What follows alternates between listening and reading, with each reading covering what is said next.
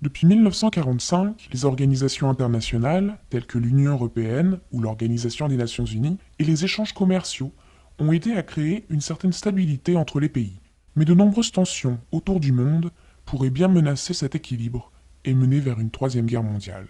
Tout d'abord en Asie, l'Inde et le Pakistan se sont fait 4 fois la guerre depuis 1947 pour le Cachemire. Le magazine indien The Week a titré au mois d'août 2014 Pas de dialogue, alors qu'une rencontre officielle venait d'être annulée. Les deux pays sont dotés de la bombe atomique. Pour le site Opinion Maker, une guerre nucléaire dans la région suffirait à tuer 2 milliards d'individus.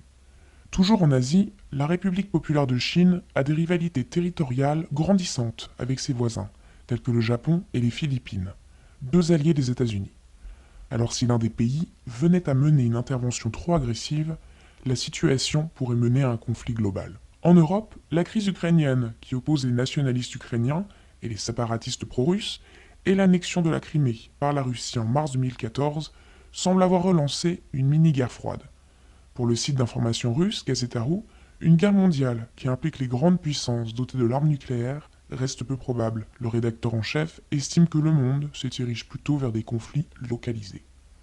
Le quotidien italien Il Fatto Quotidiano partage ce point de vue et explique que ces conflits ne sont d'ailleurs plus menés par des États souverains, mais par de riches seigneurs de guerre, des terroristes et des mercenaires. Par exemple en Afrique, la journaliste explique que les crises alimentaires fragilisent les États et facilitent la montée des groupes djihadistes, comme au Nigeria avec le groupe Boko Haram.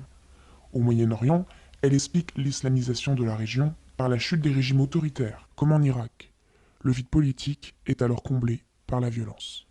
En revanche, elle considère l'État islamique, renommé Daesh, comme un conflit à part, parce qu'il souhaite imposer un État indépendant par la force, et elle s'inquiète de son influence dévastatrice sur le monde. Pour en savoir plus, retrouvez Courrier Inter